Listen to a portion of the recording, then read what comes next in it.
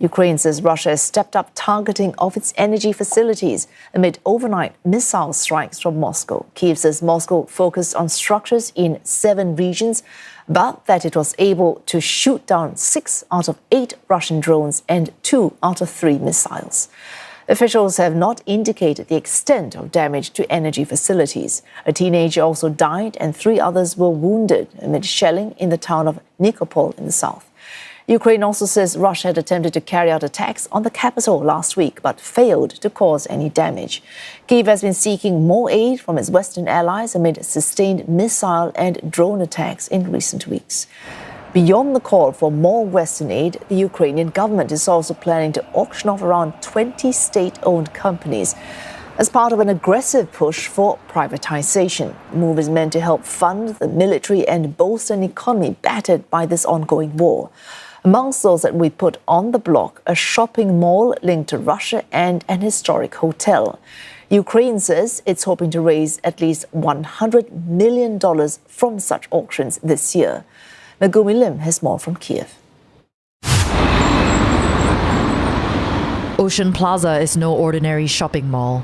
It is one of the largest in Ukraine and until recently was owned by a Russian oligarch and friend of Russian President Vladimir Putin. Last summer, the Ukrainian state won a court case to finally wrest the property away from Russian control. Ocean Plaza is not the only one. There are still thousands of assets in Ukraine that are tied to the Kremlin. У віданні фонду знаходиться майже 800 об'єктів, тобто конкретно 788.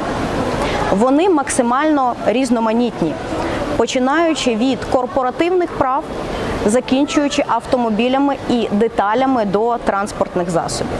The goal is clear. Put them up for auction, privatize them and use the profits to help Ukraine. На приватизації йдуть напряму в державний бюджет. Вони не йдуть в фонд, вони не йдуть в якусь іншу інституцію, напряму в державний бюджет. Кошти від націоналізованих активів напряму в фонд ліквідації наслідків збройної агресії. Mr. Koval says Ukraine is also trying to cut losses from state-owned enterprises. The country has more than 3,000 of these entities, though not all are linked to Russia. Only 15% of these are generating profits, and many are costing the state millions of dollars to run or maintain. One of them is the historic Hotel Ukraine. It will be going up for auction with a starting price of $25 million. Increasing revenue streams for Ukraine's war-ravaged economy is an urgent task.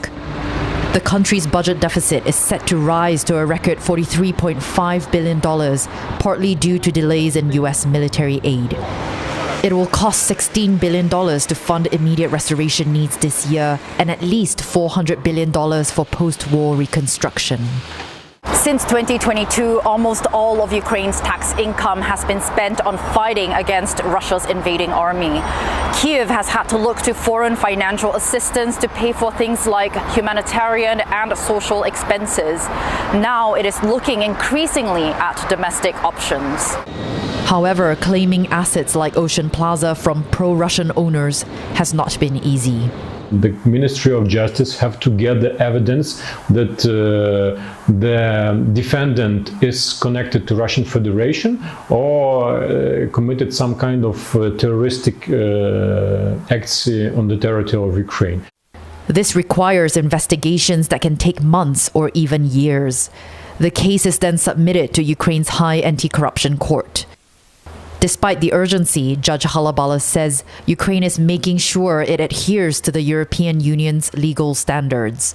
Every party have the right to put his arguments before the court, and we have to guarantee the right for the defendant to stand before the court.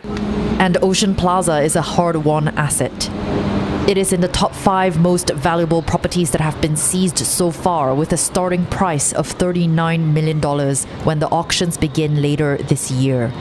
Although the sum pales in comparison to what Ukraine needs, it is the beginning of an important process to purge the country of Russia's economic influence. Megumi Lim, CNA, Kyiv.